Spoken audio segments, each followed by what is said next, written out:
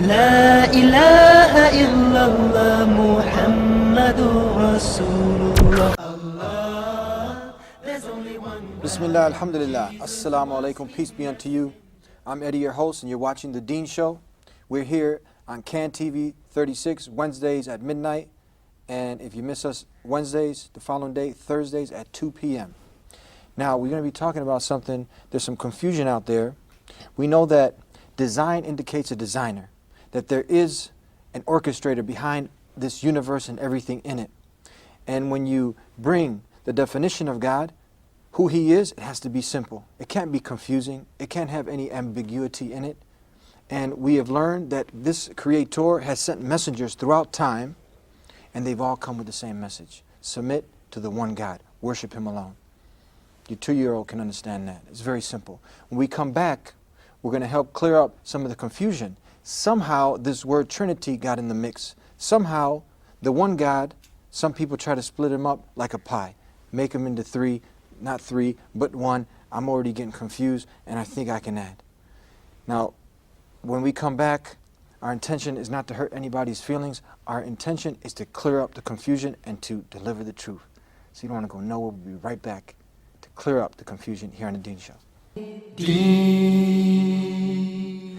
Allah, there's only one God and Muhammad is His messenger. Allah, La ilaha illallah. Allah, there's only one God and Jesus was His messenger. Allah, La ilaha illallah. I don't know why I did that. Maybe it's just to break the ice. And we're back here on The Deen Show, and our guest today, Kemal, my brother and your brother. How are you? El Mekki. Alhamdulillah. How's it going? Alhamdulillah. Wa alaikum salam wa rahmatullahi wa barakatuh. You're back in Chicago. Loving it here. You've been here before? The weather's great. Yeah. Been here many times before. Yeah. So we've had you on the show before. People can go to TheDeenShow.com. You have your own section there, and they can view some of the past shows that we've covered. Now, you heard me introduce the topic about the Creator, about the confusion. God is not the author of confusion. He makes things simple. Human beings make it complicated. So we want to kind of try to unravel things and bring things back to their pure state. We don't want to offend nobody. Great. We just want to deliver the truth. We're going to kick it off with this Trinity. What happened here? Where did this come from? Excellent. First of all, Bismillah ar-Rahman ar-Rahim, Alhamdulillah, wa salatu wa salam ala Rasulillah.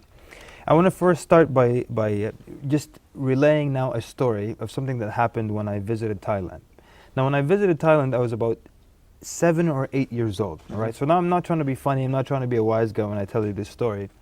So this is just basically the observations of an 8 or a 7-year-old. I can't even recall how old I was at the time. And I had my siblings, brothers and sisters with me. Every store you enter in Thailand or home or shop, you find they have a small statue of with their god, and they put food in front of the statue. And then because it was summer, the food would dry up, so they would throw it away. They would put new fresh food. This might happen twice, 3 or 4 times a day, depending on what they put, how it dries up. And they do it again the next day, a number of times a day, and they keep doing it multiple times per day for many, many years. So some of them for 50, 60 years have been changing the food for the idol, for the god, for so long. Now, just the observation of a 7 or 8-year-old, we used to, me and with my brothers and sisters, we'd look at them and we'd laugh. We would say, don't they realize that he hasn't ever eaten? Don't they ask him when you take the dry food away, you know, you haven't taken a bite in the last 40 or 50 years. This is what we were saying back then. It's not because, now this is my point behind this story, it's not because the 7 or 8-year-old was smarter than the 60-year-old who was constantly changing the food for his entire life. It's simply that the 7 or 8-year-old was viewing the incident from outside of what we call the box. Because the person changing the food is inside the box. The box is a frame of mind, a thought process. You believe certain things about it, and because you look at it from within the box, you don't see what's wrong with it, you see? Now, let me take the viewers to something that they might have looked at from outside of a box. On the Discovery Channel, there's a clip where there's this man taking care of a temple where it has thousands and thousands of rats in India. And basically he believes obviously that these are reincarnated souls and so on and so forth. So he feeds them and he sits on the floor, and you've probably seen the clip. These rats are all over his head, his shoulder, and then just thousands of rats. Now, because he is inside the box, he sees himself taking care of the souls of his reincarnated, I don't know what you call them, brothers, sisters, what have you. But because we view it on the Discovery Channel outside of the box, to be honest, and I'm not trying to be funny, we just see a guy with a bunch of rats on his head. Let's be honest. Yeah. Because we're viewing the incident from outside of the box. Outside the box. There was one of the companions of the Prophet Muhammad sallallahu alaihi wasallam, may Allah send his peace and blessings and extol upon him. His name was Amr ibn al-Jamuh, and he had an idol, and the first thing he would wake up in the morning, he would go to this god made of wood and he would pray to it. His sons became Muslims, and they wanted him to see that this is just a wooden statue. So the first day, they woke up early and they threw it in the trash. So he was really upset, and he swore, if I found who did this to the idol, I'll hurt them and do this and that to them. So he brought it, washed it, oiled it, and put it in its place again. The second morning they woke up before him, they threw it in the trash again. So he was so irate. He said, if I find out who's doing this to you, I will destroy them. Third morning, or third day, they took it and threw it in the dump. One narration says they tied it to the carcass of a dead dog. So he went looking for the god again, and this is a god that's supposed to bring him good, push away harm from him. He saw it in the dump, tied to the carcass of a dead dog. He looked at it. He said, and actually the second night what happened, he put a sword. He hung a sword over the neck of the statue of this god and said, if they come to throw you in the trash, defend yourself. Third day he finds it attached to the body of a dead dog. He looks at it and he says, by Allah, if you could do any good for your own self, if you could do any good, you would have defended your own self. You would have done good for your own self, pushed harm from your own self. If you can't do it for your own self, how can you do it for me? What happened in this story is that his sons got him to step outside of the box. I don't know if you paint or you draw, but when you draw, they teach you to step back from your painting or from what you're drawing, just to get another look at it. Because sometimes when you're looking at something from up close, it's crooked, but you can't see it. Like when you write on a blackboard, your line is crooked, but you can't see it when you're up close. But when you step away, now you can really see very clearly. So this is what we need people to do. People need to step outside of the box for a moment and look again, take another critical, unbiased and analytical look at what they're doing and what they believe in. Does it make sense when you step out of the box?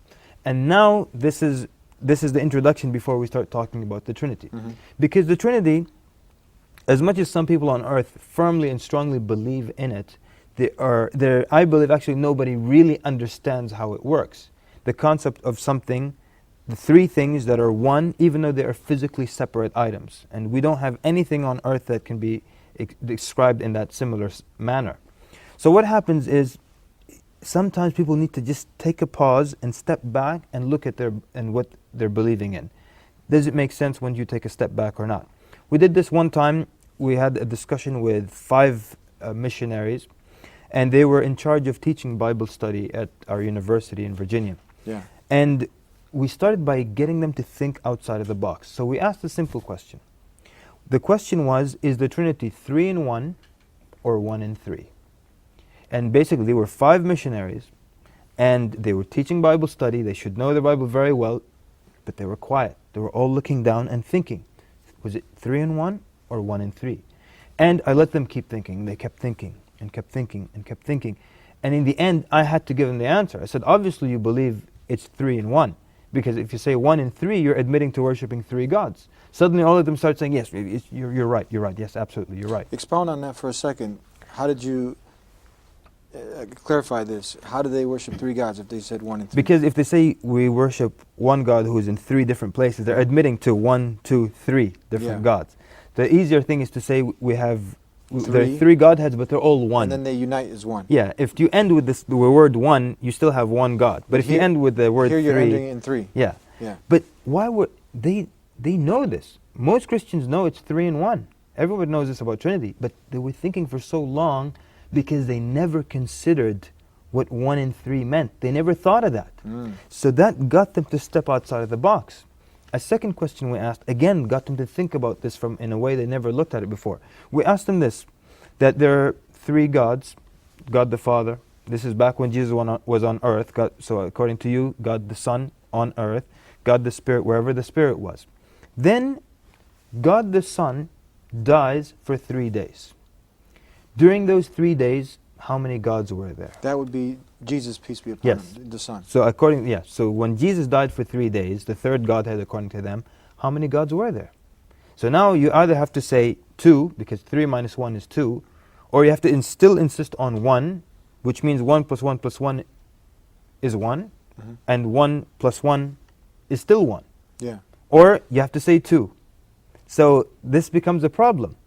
So we asked them this question, and it was difficult for them to answer, because they never considered that. What does that mean? And then some started to say, well, he went up somewhere else, but then the gospel said that he had died for 3 days, that he will be resurrected on the 3rd day, and so on and so forth.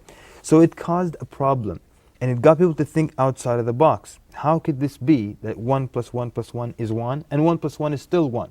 And as one person tried to be a little crafty, he said, well, 1 times 1 times 1 equals 1. What do you say to this? Well, what we say to it is that when you're adding 3 different things, you don't multiply by 1.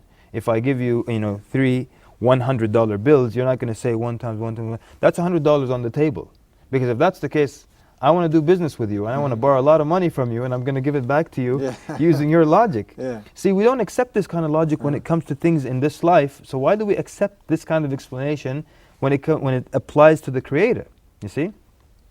So then, I'll tell you another time, I sat down with someone, and he was a very honest man. I asked him very quickly, look, how does this Trinity thing work?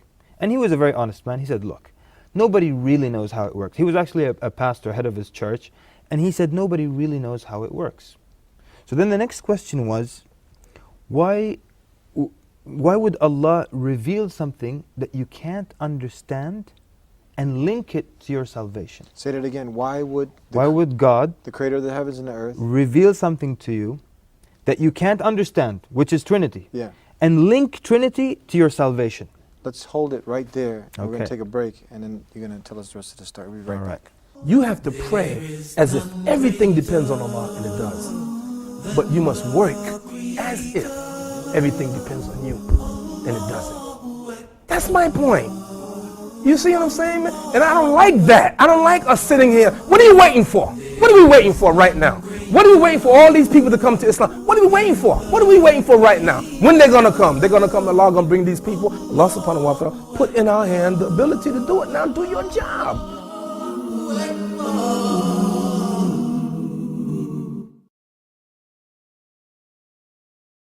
Back here on the Deen Show, let's continue on right from where we left off. Why would the Creator of the heavens and earth, Allah, go ahead. Okay, and I just want to preface this by saying that I'm not trying to be insulting to anyone. I'm going to give you actual discussions that I've had with pastors and people who are like either they were missionaries or people who teach Bible study, or they were heads of churches. Real situations that happen with real people. These are real situations, not anything where we're trying to ridicule another faith, because in Islam we're commanded to obey, to respect all religions and respect the followers of all other faiths. So we're not trying to be funny here, not trying to make fun of anybody. This is an actual discussion that happened.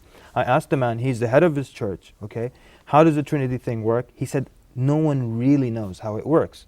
So but yet, believing in Trinity is linked to your salvation. So I asked him, why would God reveal something that you can't understand and then link it to your salvation? That's like me telling you, hey Eddie, you know what, I've got some funding for you so you can do your show and everything. It's $20,000, but you need to levitate in the air for half an hour. Doesn't make sense. You can't do it. So why would I give you the reward or link your reward to something you can't do? Why would God link your salvation to a concept that nobody understands? Nobody understands it. I mean, this is a pastor telling me no one understands it, really. No one can truly explain it. But now if they come with these explanations about the egg and the yolk, the water, and all these other things that people might come up. They're all analogies that once we like the egg basically is saying that the egg is composed of 3 ingredients, but it's one egg. Yeah. But the problem is that when you physically separate the ingredient, it's not an egg anymore. If you see the white on the floor, you're not going to think that's you won't know what it is actually. Yeah. So it's not called an egg. So the same thing, the triune gods were physically separate. So you can't call them one. They're not even in one location. What about the water? With the water, ice. yeah, that it's solid, liquid, gas, or ice, liquid, Yeah. and vapor. But the problem is, again, this is an example of 1 in 3, not 3 in 1, Yeah. as we had agreed that So- Trinity is 3 in 1. So you can't give an example of 1 in 3 water, which is one thing, in 3 different states, Yeah. to explain 1 in 3 in 1. It doesn't work out. Yeah. So you might ask, well, there are many things we don't know about God. I mean, we don't know everything about God, so why can't we not know about the Trinity? No, because Trinity is linked to your salvation. Take an example now in Islam. In Islam, you'll find the things that are essential to you going to paradise are very easy to understand, right? For example, one of the things that I find quite complicated in Islam is Islamic finance, okay? I don't know if you ever looked into it. Kind of very tricky, very complicated, very intricate. Imagine to get to paradise in Islam, you had to understand Islamic finance. That would be a nightmare. Yeah. Paradise would be empty. But to get to paradise, you have to understand a very easy, simple concept, like you said in the introduction. A 2-year-old can understand it. There is one God. That's it. That's it. Hey, do we need night classes for that? That's it. No. There's one God. That's the end of the story. We don't need to explain anything. Any other number you need to explain. How they're 2, how they're 3, how they're 7. You need an explanation. But one God, you don't need an explanation for that. So it can't be that, well, we don't understand many things about God, therefore Trinity is one of those things. No, Trinity is linked to your salvation. It has to be easy to comprehend. The simple man in the street has to be able to understand the message that is linked to his or her salvation. So then he did kind of start to go down the route where saying, well, it's actually a mystery, it's very mysterious and God works in mysterious ways. And as you quoted earlier, it says in the Bible that God is not the author of confusion. So where would this mystery come from if God didn't author the confusion? And so just by asking these questions now, the man was beginning to see, to step outside of the box, and see that this can't be the case. And I actually asked him a question, and again, I'm going to try to quote exactly what I said to him and what he said to me. I asked him, I'm not asking you which one you prefer, which one you like more, which one you love. I'm asking you which makes more sense to you. The concept of God in Islam, that there's only one God that's worthy of worship. He has no partner, no children, no relatives, nobody gives birth to him, and he doesn't give birth to anyone. Or the concept of God in Christianity, the triune God specifically, who is 3 in different physical locations, but is still one. One of them dies, instead of becoming 2, there's still one. Which is easier to comprehend? And I quote the man, the pastor, the leader of his church. He said, the one that is more intellectually satisfying is the Islamic version. Now, did he continue on that path of worshiping God as 3 parts but one in the Trinity, or did he come around to accepting? No, he continued. He's the Why, leader. why do people just continue to do that? It's just more based off emotion and just habit now? It's a lot of things. Like sometimes, and I've actually met people who said, yeah, I like what you're saying, and it makes more sense to me, and I'm more comfortable with it. But this is who I am, or this is what my parents were, and I can't, and I'm comfortable this way. Many people don't want to leave the comfort zone. Many times people know that it's better for them to stop doing something, and they continue. Let's take the easiest example, smokers. Yeah. They know they should stop, but they keep going. Yeah. So it applies, and it can be... This is a really good example. I had actually a situation where the gentleman, before I can finish the sentence, he basically finished it for me, that he knows that it kills so many people. He knows, he actually said that he went to the class and he saw the lungs at their worst point, where it's black, and even the professor who was teaching the class went outside with him to have a smoke. Wow, after all that. After all that. So sometimes there are many different things that pull on the individual to not make the change, even if they feel this is the right change, And like I said, there are 1,001 different reasons. So that's, you think that's one of the main ones? It just, now it's who I am. This is what I do. It just, I got to do it. For some people also, you cannot offset 50 years of belief with 10 minutes of explanation, albeit even if it's excellent explanation, you can't offset 50 years of what I used to be. So, and in the end, the ultimate guidance is in the hands of Allah, of course. Continue on giving us some more examples. We'll be right back. I just want to say, very simple message. He is the maintainer. One of the beautiful things about our religion of Islam is the emphasis on direct ritual and prayer to God directly. There is no intermediary. The lights will go on after the party, and the party will end. It's very simple and very clear. There are no superstitious rituals, no strange incantations. Time is running out. We might not make it till tomorrow. And this is something that we need to think about. Have you spoken to other people? This was a minister or a deacon or this person that you were talking about? Yeah, he was like, he was the pastor of his church. Yeah. There was another time, and again, I'm going to try to only quote actual things that happened to me personally, so that no one thinks either we're making things up or trying to be insulting or anything. One time, and this discussion happened over the radio. It was live on this show, and I called into the show, and a minister called into the show, and basically, my argument was that Jesus actually was not divine, was not a God. He never said he was. All right, he never said he was, and this is what we tell people. Look, go buy the red letter Bible. You're familiar with that? Yes. It's a regular Bible, but everything spoken by Jesus is in red ink. Okay, go buy it. It's not very expensive. Just go buy the red letter Bible. Come home, read the letters in red only. You're saying this on the radio show now? Yes, I said this on the radio show, and I'm saying it right now to the viewers. Go and read the red letters only, what Jesus said, and just close the book. Don't look at what anybody else said. Do you walk away with Jesus telling you, I'm God, you need to worship me, I'm divine? You don't. You only get that message from other people hinting towards it or explicitly saying it.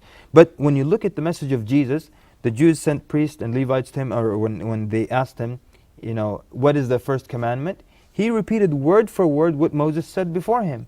Hear, O Israel, the Lord our God is one Lord. Does he ever once say, people, you need to bow down, kneel and worship me? He said, and worship the Father who is in heaven. The woman called him good teacher. He says, why do you call me good?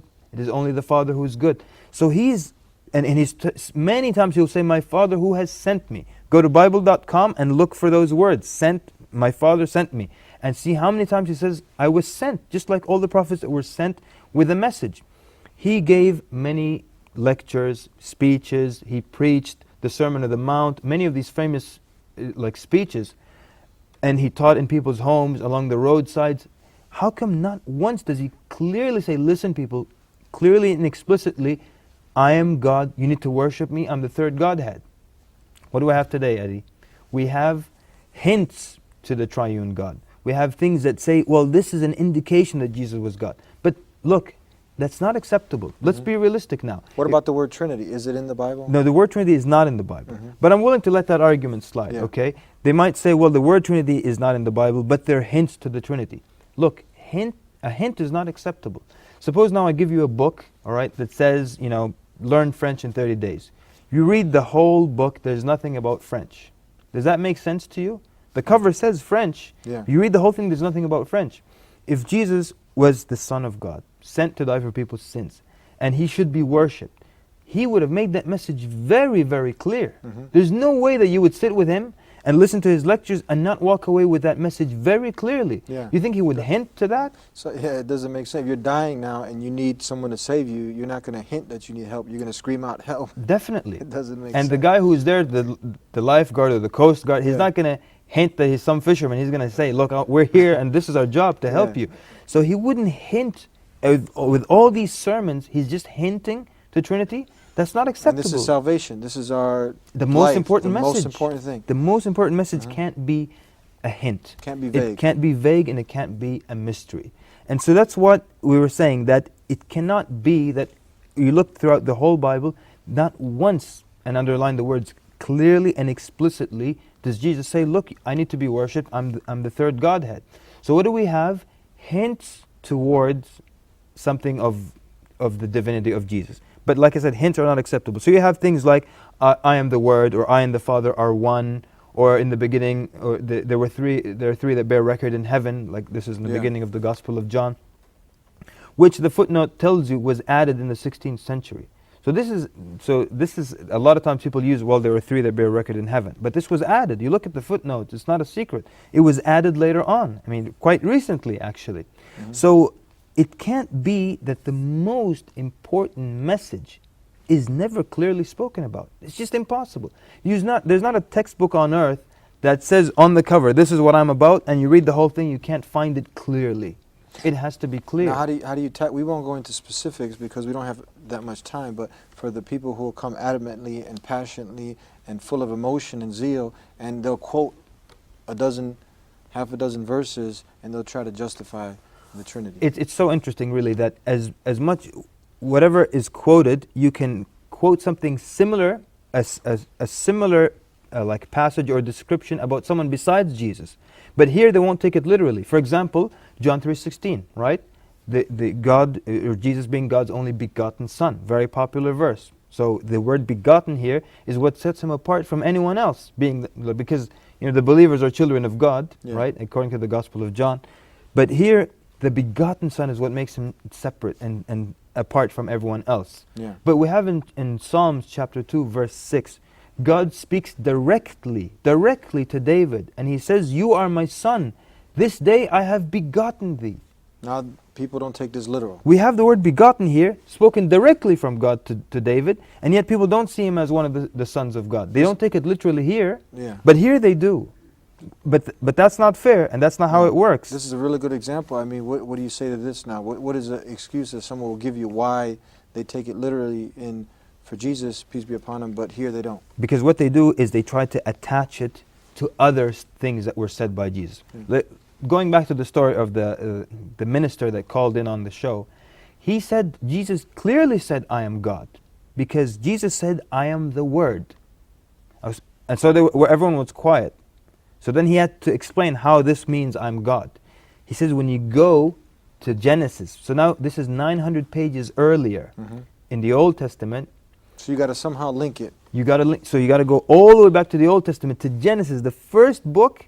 Then it says, in the beginning was the Word, and the Word was with God. And Jesus now said, "I am the Word." That means that's him. He was with God.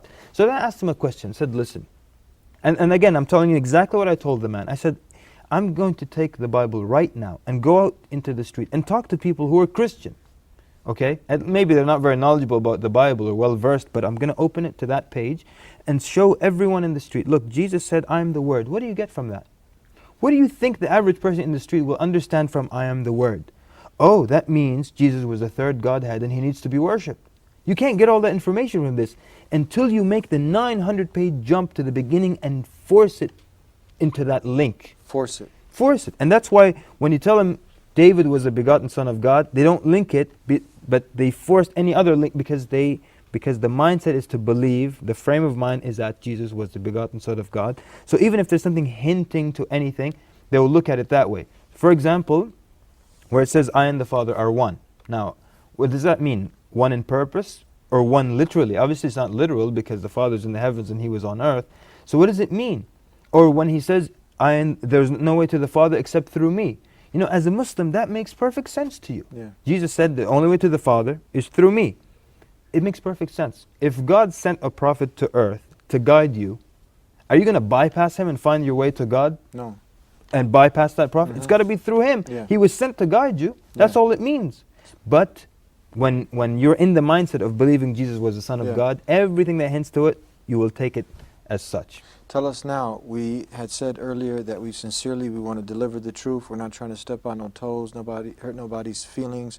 Now that somebody is being sincere, open-minded, humble-hearted, and they say, you know what, this man makes sense. He looks at his wife, the wife looks at the husband and say, hey, this is making sense. What do they do now? Deliver. But you know what? Where do they go from here? Talk to us, deliver the true concept of God and some advice to him. Excellent. First of all, I do want to say that the message of one God is extremely consistent throughout the Bible, Old and New Testament included. In the Old Testament, so many times he will talk about, or God will warn people of taking others in worship besides him. All the prophets would tell people to worship one God only. And God, in the Old Testament, says, "I am your Lord, besides me there is no God." Suddenly, in the New Testament, we discover that there are three, supposedly. Now this actually is a jump and a diversion from what we have learned. We've been learning all these thousands of years of the prophets saying, there's one God only, there's no other God, the Lord your God is one Lord. Suddenly we hear three. But then Jesus himself didn't say there's three. He said, worship the Father. He said, worship God. He tells people to worship God. He said there's only one Lord. Same thing that Moses said before him. So what happens now is you're starting to see the consistent message of all the prophets sent by God, the consistent message of Jesus. Read the red letters, don't take my word for it. And this is the message of the prophet that came after Jesus as well, the Prophet Muhammad ﷺ in Arabia, who also came and called people to worship only one God, who has no partner, who has no children, who has no relatives or anything of that sort. Nobody gives birth to him and he does not give birth. And also didn't change the basic message of the 10 Commandments, and everything stays consistent. So you're actually following what would be the true message of Jesus by accepting the message of his brother and Prophet Muhammad sallallahu alaihi wasallam. Thank you very much for Jazakallah being khair. with us and helping to make these things very clear. My It's pleasure. very simple, one God. And we cleared up the confusion about the Trinity. It's nowhere in the Bible, none of the messengers taught it, neither did Jesus, peace be upon him, who is so beloved to our hearts. He is a mighty messenger. He's not a son of God, he's not God, but he is one who taught the people the same way Moses did and Abraham and the last and final messenger sent to mankind. They taught the same message. Submit to the one God. Submit your entire self to his will, not your will. In simple English, do what God wants you to do on his terms. We'll see you next time. Tune in every week to The Deen Show. We're here at the same time, same channel. Until then, Assalamu alaikum. Peace be unto you. No speech is better than to do da'wah, to call people to Allah and to do the work. No speech is better. No, nothing is better than that. Is it true that if one person on Allah giving you the ability to guide someone with Allah's permission, the Creator's permission, that is better than everything in this world? Better than the whole world and everything that's in it. In another narration, it's better than the best of wealth. But if we really felt that, Eddie, would we not be out giving da'wah? And this is something that we encourage all the MSAs, all the dawah organizations, the masjids to get this. We want to print more. We give these to the non-Muslims for free. We want our brothers in humanity to become our brothers in faith. It's cold, it's late, everybody's sleeping. I arise and ask Allah to forgive me.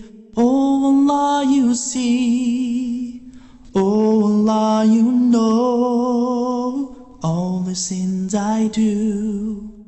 I turn to you to forgive my sins in my heart. I'm your sinful slave, you're my loving Lord. I'm the one who runs away, oh Allah, guide me.